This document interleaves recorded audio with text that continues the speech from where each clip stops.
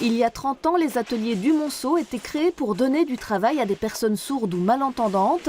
Ils se lançaient dans la réparation et la fabrication de palettes. Aujourd'hui, il s'agit toujours d'une entreprise bilingue français langue des signes. Les activités occupent 6 hectares à Grasologne avec 140 travailleurs répartis en 3 entreprises à finalité sociale. La production s'est beaucoup diversifiée. On est spécialisé dans le secteur du bois et on s'est rendu compte que les personnes sourdes avaient le sens du travail fini bien fait. Or, les logements que l'on doit construire actuellement exigent une finition parfaite pour avoir une bonne étanchéité à l'air. Et évidemment, c'est un produit qui s'adapte particulièrement bien à nos travailleurs. Les ateliers de l'avenir ont été créés, ainsi que le projet CIMED pour construction industrielle de maisons évolutives, durables et économiques.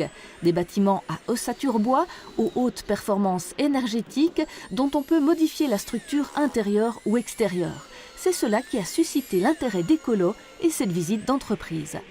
On est ici dans une entreprise qui mise sur l'innovation, vraiment la recherche de pointe, entre autres dans le secteur de la construction, du développement durable, mais aussi qui mise sur la coopération, coopérer avec d'autres PME, avec des centres de recherche, avec différents acteurs de ce qu'on appelle le pôle Greenwind, des technologies de l'environnement. Et ça nous paraît vraiment important pour l'économie de demain.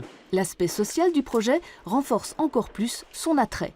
On est dans un cadre extraordinaire d'une entreprise qui ne mise pas sur le bénéfice, les dividendes de ses actionnaires, pour ses actionnaires, mais vraiment sur la création d'emplois dans le cadre d'une activité qui a plein de sens. Réinsérer des travailleurs handicapés, socialement en difficulté, pour produire, par exemple, des maisons extrêmement performantes, bon marché, extrêmement bien isolées. Donc là, on est en plein dans ce que nous souhaitons voir émerger comme une économie du futur. Malgré 12 000 mètres carrés construits en 2 ans pour le pavillon belge à l'Expo de Milan ou encore un foyer communautaire à Hawaï, l'entreprise a du mal à commercialiser son nouveau concept.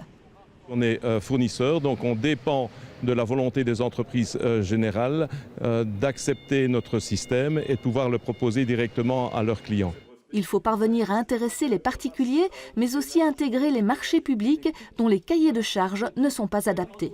L'idée du futur, c'est que les marchés publics, donc les pouvoirs publics, soient exemplaires. On a trop souvent, alors que ce sont des marchés extrêmement importants, des cahiers des charges, pour employer le mot technique, qui sont traditionnels, qui sont basés sur « on a toujours fait comme ça ». Et aujourd'hui, il faut que tous les marchés publics, avec l'initiative politique, soient des marchés eux-mêmes innovants, qui permettent à des acteurs comme ceux-ci, économie sociale, innovation environnementale, de développer leur activité.